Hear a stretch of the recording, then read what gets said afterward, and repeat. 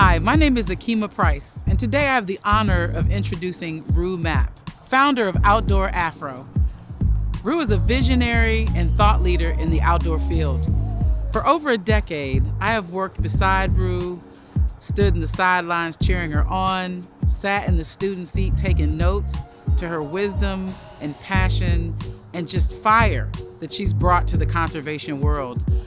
Rue has inspired thousands of African Americans to get outdoors and document their experiences and share their experiences. Her work has been imperative to our movement as a country around equity in all places, but especially in the outdoors. So it's only fitting that Taking Nature Black 2023 is featuring Rue and her brilliance. You are really in for a treat. Open your ears and your heart, and I promise you, you'll feel that nature swagger.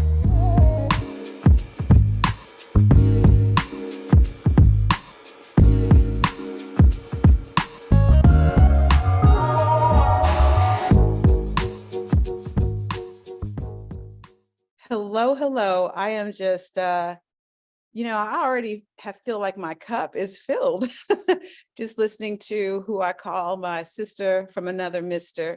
Akima Price. And as I was saying in the green room, that she's really been my day one. And I know that for so many people who are listening, how important it is to have people who really know your journey traveled. Who are there by your side, when it's, not showtime, and who really understand and walk beside you in life. So I just want to honor Akima Price and honor all of your day ones who are doing the important work of being by your side so that you can show up in your best way.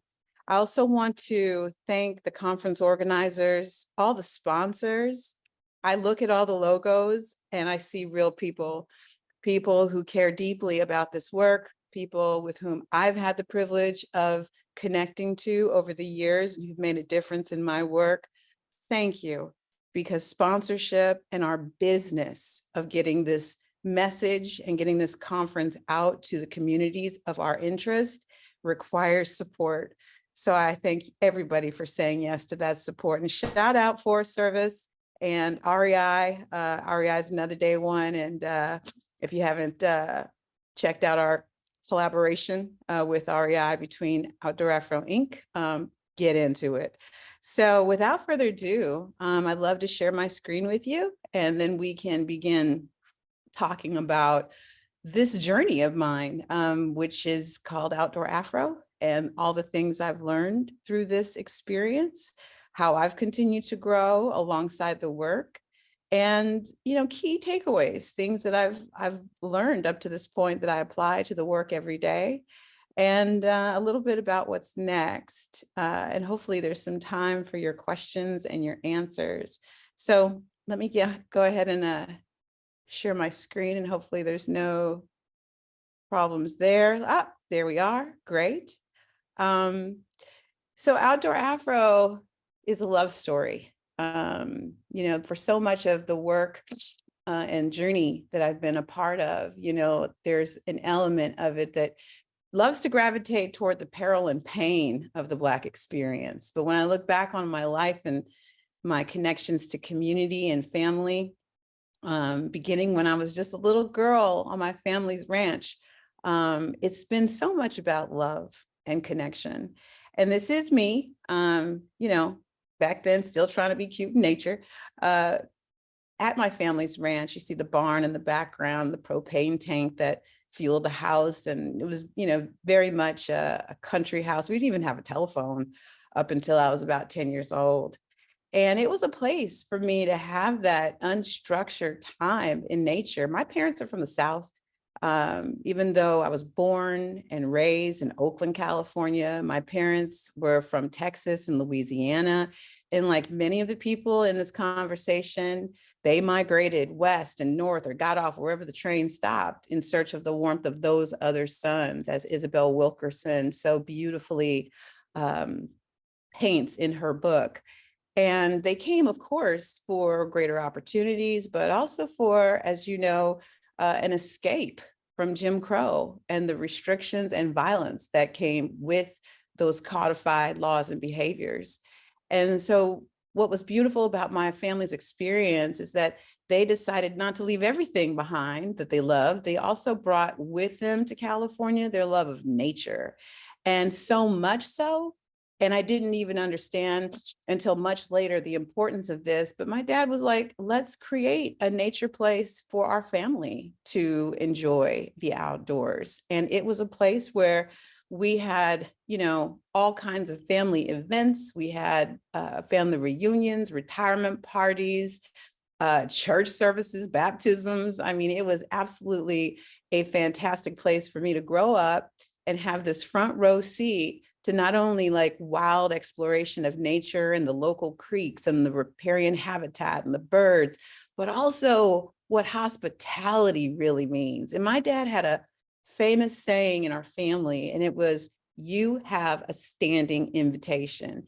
That meant that once invited, you're always invited. You don't need to ask anymore. You have your place at the table. And that has remained a very compelling mantra in all of my work, that is so much about welcoming and hospitality and making sure that people know that. And so here's a photograph of me and the family. You can see me down at the bottom, who probably just rushed in last minute to take the picture because I was off playing, doing something more interesting. But this is my family, and I look at all of these faces, including my father's, who many no longer live, but whose legacies are still alive in my work and in my family today. And before there were blogs, there were Hello Kitty diaries, and I got my first Hello Kitty diary when I was about 10 years old. And it was around that same time I was a Girl Scout. And Girl Scouts was the first time that I really came to appreciate the importance of affinity groups. Being in an environment that had girls all from my school, a similar, grade, were all, empowered in a very important way that was different than how we were feeling like we could show up in our school and even in our families. And I had my first structured camping experience with the Girl Scouts. Now, even though my parents loved, the outdoors and created this haven for, the broadest range of exploration in it, it did not include camping, nor mountaineering, or any of these things that I would come to learn about later through other organizations. But I love my experience camping so much, even the chores that we were doing, I wrote about them in painstaking detail in this loopy cursive that you see right here. These are 2 actual pages, and I still have this diary. And it just reminds me of the power of wonder, and wonder, of course, that can happen at any age. And this is, my wonder of 10 years old. Let's see if I can get back here. And so as life went on, I continued writing, and I also got really involved with technology. I was coding not long after I was a Girl Scout, using Commodore PET computer. And so I was really interested in ways throughout my young adulthood of how I could use digital media to connect with people. I also had gotten married, had 3 children, started a game and hobby store, and made it a really important part of that store to have community space, recognizing the need to bring people together, even if they're getting together over a Scrabble game or a game of Magic or Dungeons and Dragons. And so it gave me this insight about business, about community, alongside technology. But I unfortunately found myself no longer married, and I had an finished undergrad degree. I was in my 30s with 3 young children, as you can see in this photograph. And I decided to go back to school, and I worked full time at my job at Morgan Stanley at that time as an analyst, and went to school at night to kind of get my grades and requirements together. And I finally found relief in an admissions letter to UC Berkeley. And it was a really important time, not only for me to grow and to get this degree business out of the way, but it positioned me in classrooms with people who are much younger than I was. So again, I was in my mid-30s. There were people who were 18, 19, 20, 21, well-read, well-traveled, had a lot of incredible life experiences. And I was able to befriend many of these younger people as a peer. And what was also important at that time was the introduction of Facebook, which was limited to college campuses and military bases. And so, because in its early iteration, it was all about connecting with people on campus, people you shared classes with. And so it didn't have the kind of use that we're accustomed to today, where, everybody's on it and it's, about sharing your everyday experiences. It was really a campus focus, and it was a new innovation beyond. Oh God, what was the name of that one? There was another one right before. It would be Facebook. I'll remember it. But anyway, people were moving off of that one to get on Facebook. So it was the hot thing in town. And why that's important is because it allowed me to get on those platforms, develop some dexterity around those platforms, so that once they opened up, I was able to continue to build on the conversation that would later become the body of my work. But it was not until probably the very end of that educational experience that I had a mentor who asked me the question I feel like everybody should ask or answer. And I was looking out at 2009. The economy was really bad. We were in a pretty rough recession. No one was lining up for Berkeley graduates for work.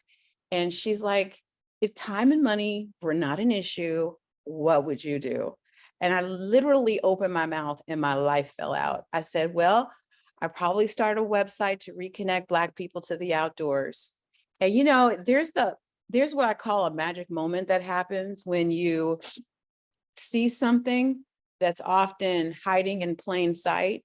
There may be things about you, your habits, your hobbies, your things that just interest you and excite you that you may not think that much of.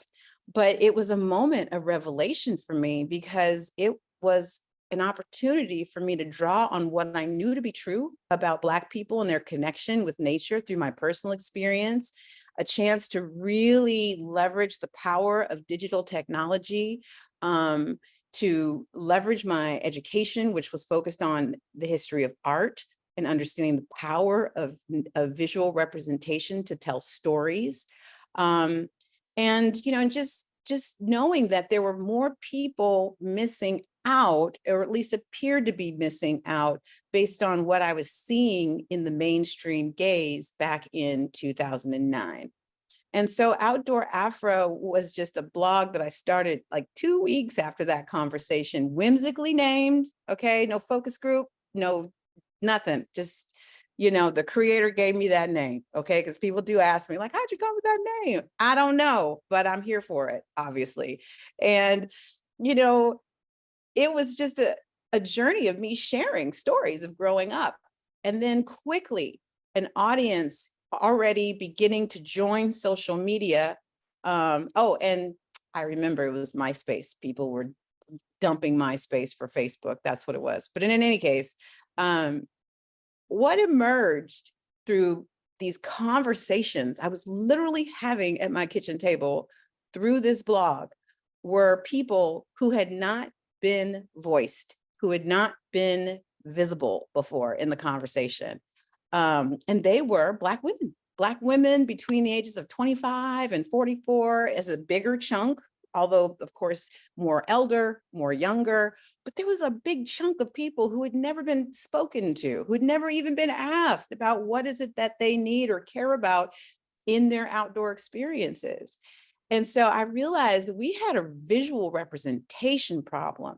And I began to be more deliberate about helping to shift the visual representation of who we imagine gets outside, and importantly, represent Black bodies as strong, beautiful, and free. And really moving this narrative from this deficit mindset and representation to one that everybody would want to be a part of, or that can validate our lived experiences. And that conversation continued to grow online. People started to share with their photos, their images. And, again, this is very common right now, but I want you to remember, if you can, what 2009 looked like. There was no TikTok, there was no Instagram. Twitter was a baby. People did not have the kind of, there were no like social media influencers. This was a very flat algorithm environment where you could literally touch whoever you wanted to touch. And at the same time, which was interesting, the environment and conservation movement, and I will also say that federal government were really slow on the uptake around social media for security reasons, sure, but also there was a conflict about whether or not screen time and inviting people into screen time was a distraction from the connection to nature that should happen in person. I remember hearing about programs where people would, tell young people that, put their phones away, or they confiscate phones. And so there's been this interesting tension that has lightened and eased over the years, and I've come to appreciate, of how we can use digital technology, how we can use social as a compelling invitation to invite people into experiences, to show, what's possible, to show representation that's relatable, and to tell stories that transcend literacy. So I'm thankful for where we are now, but I do want to recognize that, and there are continuing to be more innovations in technology that I think are, can be scary. But I want to just encourage us to leverage these tools to not only share our stories, but also to help us measure impact. And so I'm happy to continue to talk about that at any time.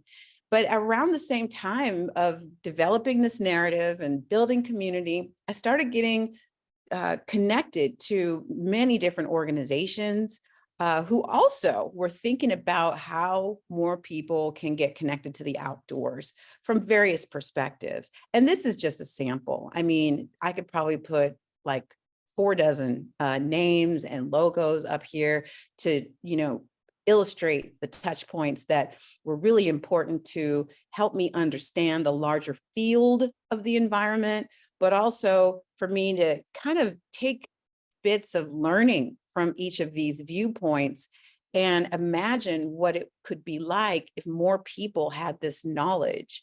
So very thankful, for instance, for, the Let's Move initiative with First Lady Michelle Obama, who was thinking about movement and getting outside as a way to, manage health, especially among youth.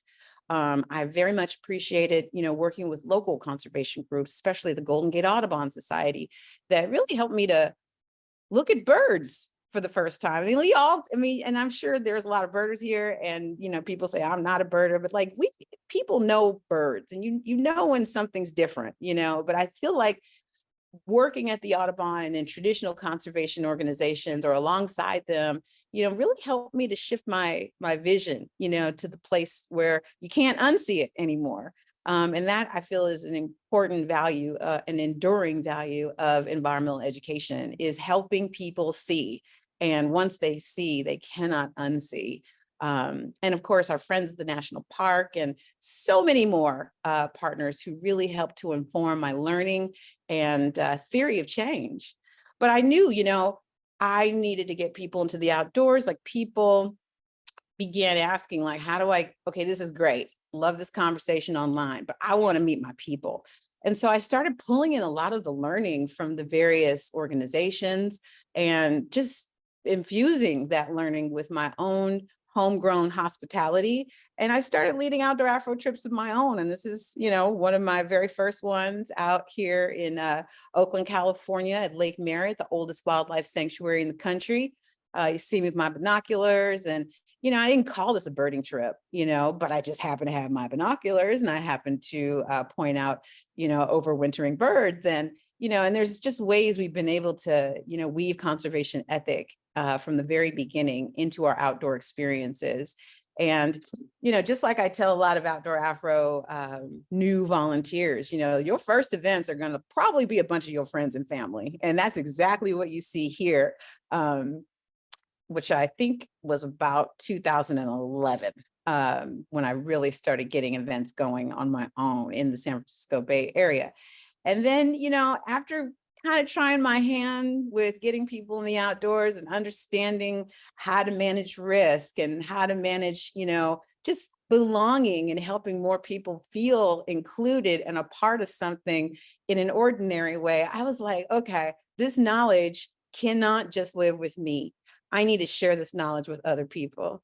And so I decided to go back to social media and ask, like, who wants to be an Outdoor Afro volunteer leader? And a hearty 12 people said, yep, I'll do it. And I didn't even know what that was going to look like eventually, but I knew that I didn't want to be the only one to take this unique skill set that I had been developing and let it only live in one region. And I also recognize that the Black experience is going to look and feel different in different parts of the country. You're going to have access to different nature assets. You're going to have of your own vernacular. You're going to have, your favorite places to go and eat, or where to get your hair cut or done. And so I realized that in getting people into the outdoors, it wasn't just about doing the thing, it was about building community as well. And so these 12 people came from the South, from the East Coast, the Pacific Northwest, the Midwest, and of course in the San Francisco Bay Area. And we were able to professionalize what it meant to be an Outdoor Afro volunteer leader, and at the same time give people a chance to have a local representation of that from people in their own community. And this is, absolutely in response to so much of what we've seen over the years, where you have people coming into our communities to teach us something or to take us someplace without regard for the knowledge and the natural assets that we have right in our own communities. So it's been a very important criteria for us, not that, we need to, bring in the wildlife biologist, or we need to bring in the person who's had, experiential overnight training, but everyday men and women, like people who are firefighters or who are real estate professionals, attorneys, military vets, school teachers. This body of people are people from all walks of life that also help to make them more relatable to the community that we're building a relationship with. And so I in a time of this kind of attraction to vanity metrics and just getting bigger for the sake of getting bigger, I was so deliberate about making sure that that did not happen with Outdoor Afro. I really felt that there was so much we needed to learn along the way to, calibrate, to adapt. And the community of volunteers were great for giving us immediate feedback, as well as our larger community. And so you won't see big jumps until a little bit later, once we built confidence as well as organizational capacity. But if you look at this picture, you'll see probably some folks who I see you, Nicole Jackson, here as an early Outdoor Afro leader. Many of you all are familiar with Teresa Baker, who's down there to the right. There's been a lot of people who come through the Outdoor Afro network and have brought their own, value and flavor to the experience. And I'm grateful for everybody who's served alongside us. And so doubling happened, after a few years. And then, after we got our 501c3, because Outdoor Afro between 2009 and 2015 was really my, I would call, passion project or consulting business. It was not a not-for-profit organization, but it became evident that in order to achieve the kind of scale and operational capacity that I knew was needed in order to grow, that it was time to grow up our organization and form it in a structured way, and also make it easier for people who wanted to support us to know exactly how to do that. And so we were able to see growth, not only in our support, but also in the way that we were able to, again, professionalize the work, hire staff, and really create a consistent model that we could replicate all over the country. And so we, alternate our trainings on either coast. This is our last in-person training before the pandemic. COVID happened, but you know what? it was so beautiful for us to have already had digital tools that we could use to connect with each other, but also with our community. And so when COVID happened and the quarantines were going on, we were ready. And people turned to us with increasing numbers, recognizing that nature was a place where folks could find community, they could find their healing. And it really caused us to pivot our language about, what nature means in our community, that it's not someplace over there. Like, nature is in you, your body made up of mostly water. It is at hand. And how do we validate equally the experience that someone has from their kitchen window looking at birds with someone who, might do an alpine hike, for instance? And so over time, it's been wonderful to have the flexibility to adapt to where people's needs are, but also the platforms through which we're able to connect with people. And then last year we got together again in person in Colorado, which was so amazing. Getting this group together feels like a family reunion. I know there's some Outdoor Afro vets, other vets and volunteers, current volunteers who are with us. I think Ray Smith I saw out there. We've had, of course, Akima Price, Keynote. We've had many just overlapping opportunities to work with so many people in this audience today in support of the Outdoor Afro leadership team volunteer network. And just can't thank you enough, because this group now is in north of 30 states. We are in nearly 60 cities. And there's a participation network of folks who get out and hike and bike and camp and do all the things of about 60,000 people. And that to me is beyond my wildest dreams, because I feel like I had a story to tell, and there was a way I wanted to tell the story, but who knew where the ripples were going to go? I just knew it was my navigational north to continue on in the direction of Outdoor Afro and to see the difference that it's making for other people. And the ways that people have been able to find their own way to lead in this space has been incredibly rewarding. And I look up one day and realize that, we have an organization that's moved from focusing on representation and participation to now cultivating leadership and really helping to change the narrative of not only how we're representing, but who can lead outdoor experiences.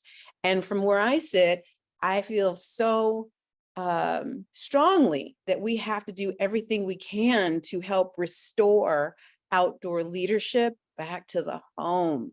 I mean, it's asinine that we've got to put our kids in a program in order for them to find nature connections, when I know that I did not learn it that way. My father did not learn it that way. Our ancestors didn't learn it that way.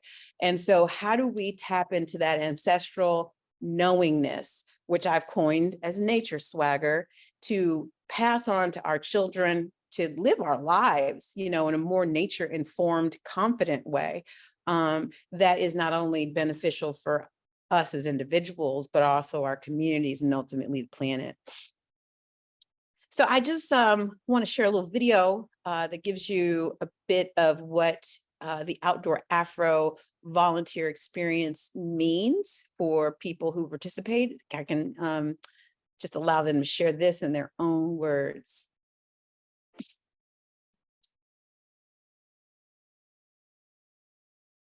Hey, Rue, I don't think we can hear Act it. like we love each other. Come on now. That's awesome. Outdoor Afro is a national nonprofit organization that focuses on creating and fostering opportunities for Black leadership in the outdoors. This is the Outdoor Afro Leadership Team Training and Summit, and it's a chance for Outdoor Afro leaders from around the country to learn what it takes to be a successful Outdoor Afro leader. Outdoor Afro is important to me because the outdoor space is transformative. One of the biggest issues in the outdoors is access and representation and inclusion. And I think a lot of Black people struggle with getting outside and feeling included when we get there.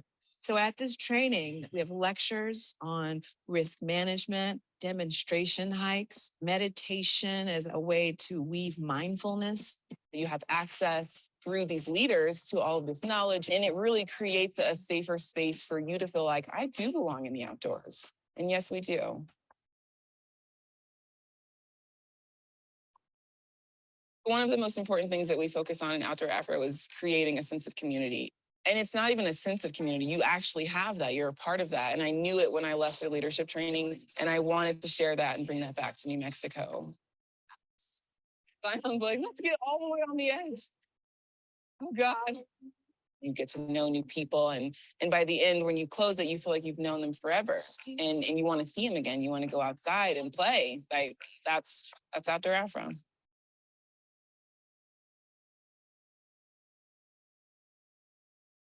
I find so much power in being a leader, and it just instills so much confidence. But at the same time, it's okay to be vulnerable in our communities and just kind of sharing our struggles, but growing together too. And it doesn't stop at the outdoors. It's so much more than that.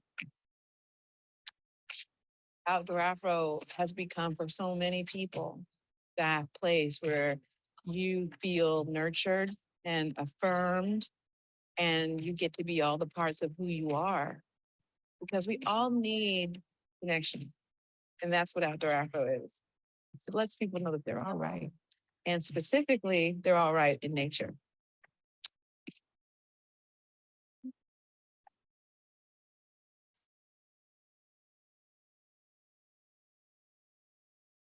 No. Okay. Always wants to play again. Like, no, see me twice. Shout out Leandra Taylor. Okay, like Leandra is doing it. And she, I don't know if you all know this, but we did a collaboration with both Keen and with hammocks. And in both instances, Leandra created the art. And so it's been really fun to bring in volunteers to help them, elevate around different areas of creativity and leadership that they can share with the world. So thank you, Leandra, for your testimony and all the ways you continue to show up in the world for Black people in nature. And the thing I also really love about this group is that a subset always gets together and does some kind of capstone event. And so in this instance, we supported a group to do 40 miles along the Appalachian Trail, following footsteps of Harriet Tubman, which was really inspiring. And then just a couple of years later, we had a group go to Tanzania and summit Mount Kilimanjaro and really define what summit meant for them, for this group, because the very traditional mindset as it relates to climbing and the climbing community is about bagging that mountain or conquering or something that subjugates nature through the human experience. And what I love that this group did was really think about the relationship they wanted to have with that mountain. They wanted to engage with the communities that love and support that mountain and be in ongoing dialogue with the mountain through their guides. And recognize that summit means your height, where your peak experience is. And so it took the weight away from this idea of the geographical summit being the goal and really one of a personal opportunity for growth and transformation and a peak moment that we can celebrate as a group. And so I've very much appreciated these big experiences that Outdoor Afro leaders through their volunteerism have created, but also the way that they're changing minds and hearts about how we can approach them, especially through a Black lens. So I had my own return to the wilderness. It had been a while since I've been to capital W wilderness. I live in the San Francisco Bay Area, so I'm not, that far away from a lot of important wilderness areas. But I decided to join Sierra Club and go to the Arctic National Wildlife Refuge. You see, framing us in the background, the Brooks Range. And it was definitely this feeling of being if y'all have been to Alaska, like that feels like a wild that you will never experience anywhere else, especially in the lower 48. And so we were there in this massive and austere wild of the refuge, and really giving us a chance to get educated about the threats to the refuge and the people of the refuge and the things that they depend on. And I'm telling you, like, no sooner than we had set up camp, we had a visitor. And I mean, we did what humans like to do with charismatic megafauna. We thought we could reason with this bear and make noise, make ourselves look bigger. And this bear, I will say, was not like a Yosemite National Park bear. This bear was definitely confused. It had no idea what these forms, it probably hadn't even seen humans, or certainly wasn't accustomed to seeing humans. It didn't know how to, break into coolers and car doors, but it was very curious about us. And I remember my knees were shaking, and I'm joining the Go Away Bear chorus, and it was like this moment of the bear like taking this whiff of Arctic air and then disappearing. And I remember my heart was still beating, my knees were still knocking, and it took a little bit of time to unravel from my emotional and fight or flight response. But I got to a place where I recognized the strangeness of my being in that place, how we were in this bear's wild, in its home. And had this bear decided to enjoy us for takeout that day, that wild would continue to lumber on without regard for its human passengers. And, we feel so at cause. It's a very Western perspective to feel at cause in nature. We've got the power out here. And yes, we do. And we do have the power to protect and sustain environments so that this creature can live. But it really was a hard reset on my humanity. And I know that I have a better, certainly in a situation like that, where you were definitely not at the top of the food chain, I came away understanding what it might mean to be a better human. And that is a lifelong practice, obviously. But I, then came home to Oakland.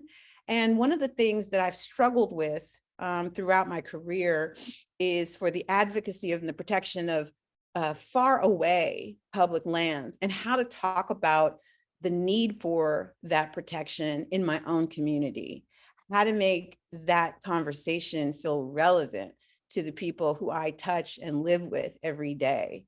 And one of the things I learned, especially about that particular community in the refuge, was the reality of displacement, the realities around food insecurity.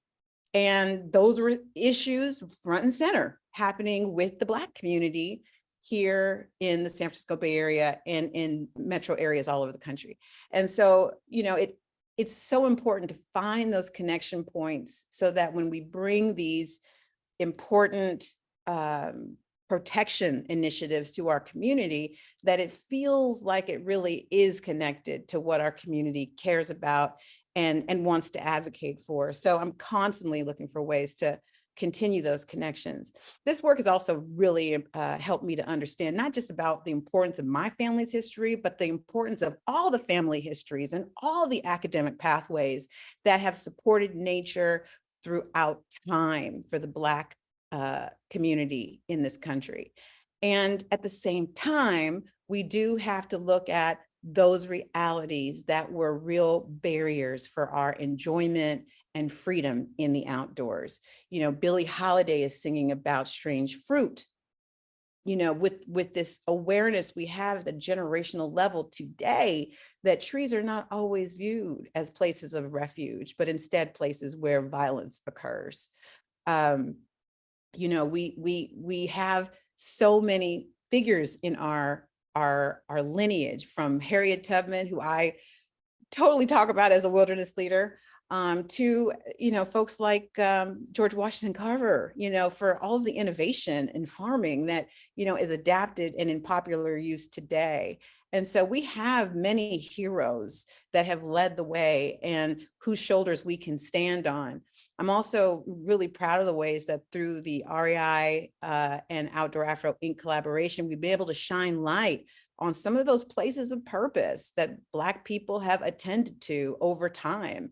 places like Lake Ivanhoe and Lincoln Hills and Oaks Bluffs and so many more that had the outfitters, had the innkeepers, had all the gear and teaching for outdoor experiences that represent participation and contribution of the outdoor industry as we know it today. And so there is so much that we can lean on that we already are, that's already been, and how do we stand on those shoulders to continue to innovate using the tools and access that we have that today is unprecedented.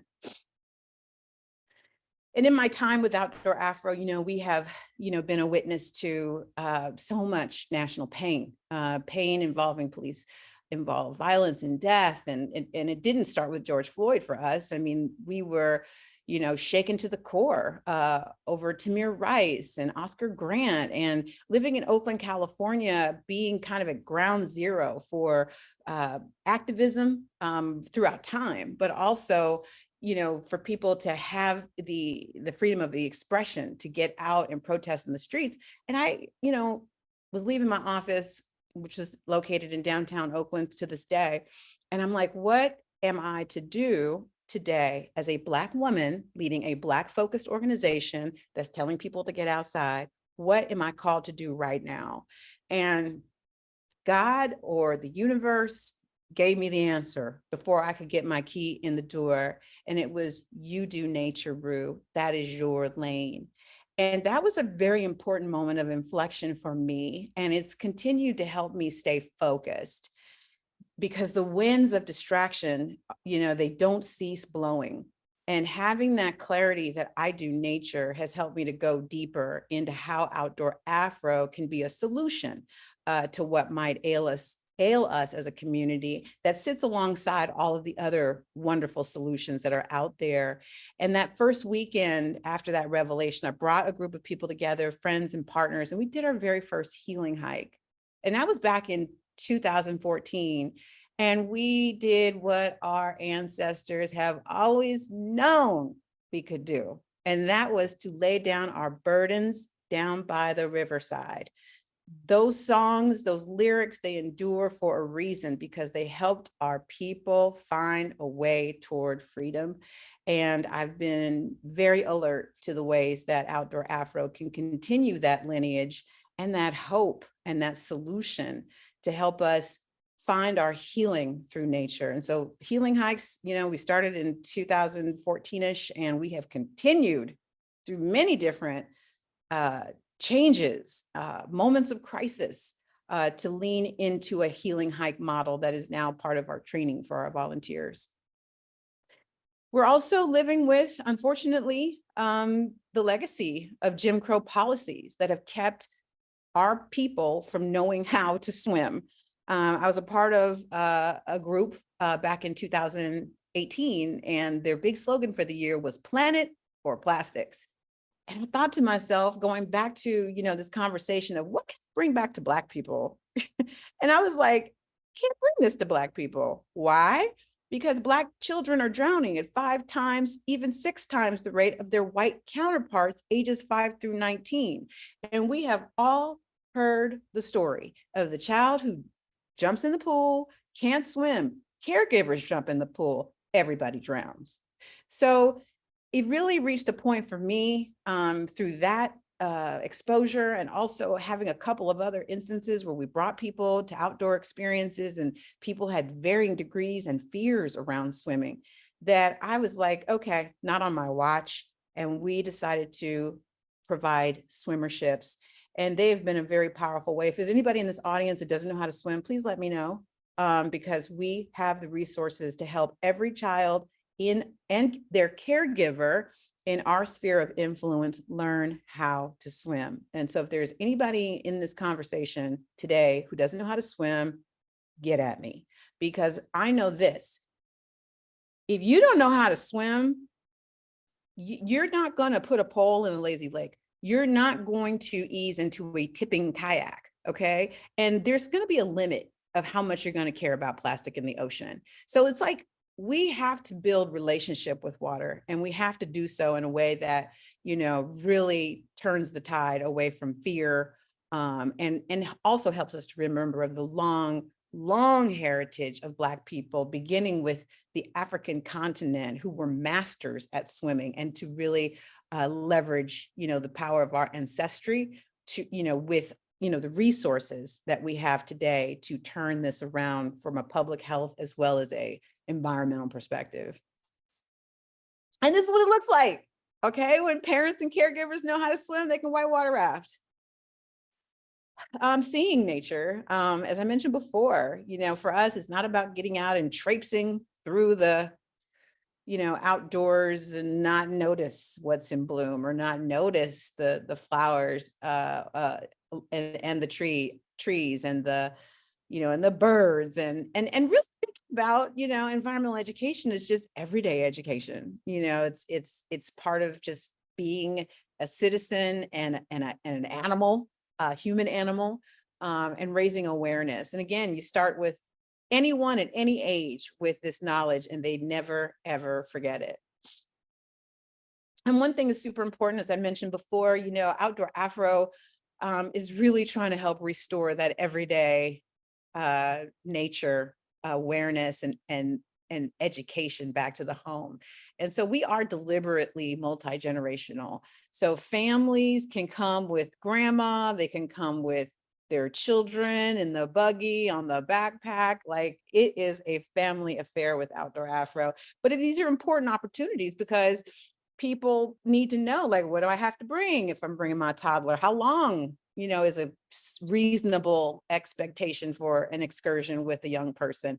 And it's giving people like another thing to put in their toolbox for family connection that is affordable, because yes, you'll probably still go to the movies and the mall and different other types of things, but for people to also know that nature's in the options has been incredibly empowering, and especially empowering to see people who go out with us 1 or 2 times and they go out again and again on their own. And that's what I love to see.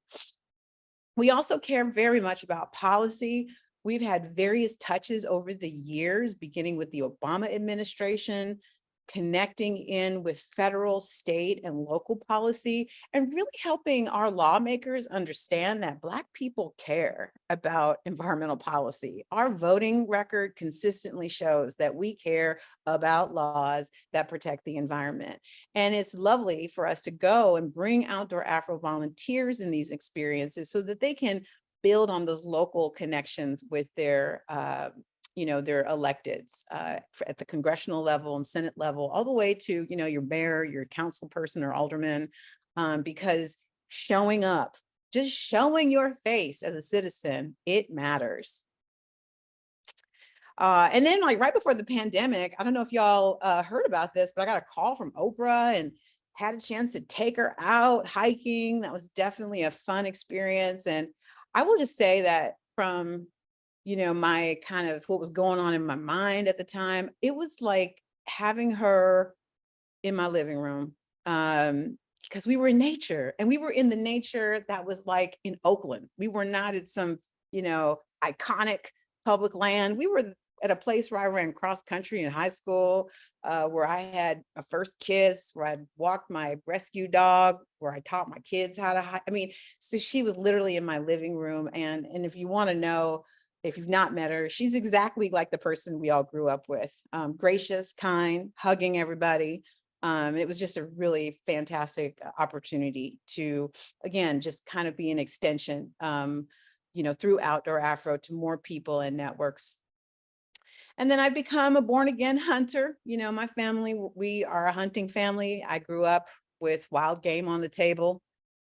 Sometimes, killed right outside of our front door when we were at the ranch.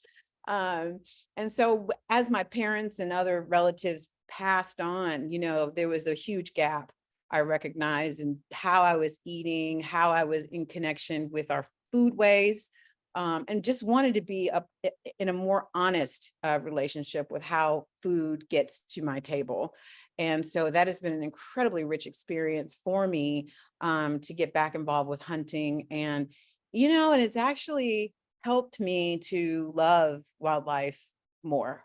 The the smarts of wildlife and the experience of being in nature. So you're not on a paved trail, you're actually in nature and making yourself be part of nature. And the incredible way that animals have, the capacity to avoid harm is something that never fails to cause me to feel awe and respect and appreciation. So that once that food gets to my table, it is treated with so much love and respect, and and fills my whole soul with memory. And then, I'm leading others to learn how to, hunt and fish. And so I have a little pop-up community that feels very Outdoor Afro 2012 of people who want to learn through mentorship how to get involved with the wild foodways. So there's just a few things that we've learned that are kind of, just recurring throughout this work and growing in scope and deepening, and understanding at a soul level for me even. And that is relevance. It's so important to be, as most people on this call understand, like be where people are, not trying to bring people to a place they've never been or they don't know who's going to be there or what the food's going to be like. Like meeting people where they are, is about being in the neighborhood sometimes, or doing activities that people want to do, or meeting people at the values that they want to achieve. Like maybe, a father with his children want to learn how to fish, for instance. So finding out what people really want and working yourself from there is so important, and has been, a winning viewpoint for us consistently. The other thing, as I mentioned earlier, is leadership. We need more leaders in this space. And I'm so happy to see so many people in this call who represent the next wave of leadership.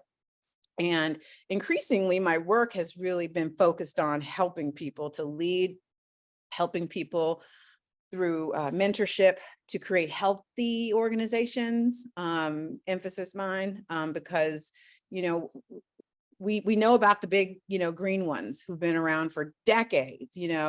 We've got to make sure that our efforts, the efforts of taking Black nature and the organizations that you all might be founding or building community around, have a chance to be around for generations to come. So I'm very interested in leadership development. And of course, Outdoor Afro volunteer leaders have been incredible leaders who have gone out and done incredible, inspiring things in the world.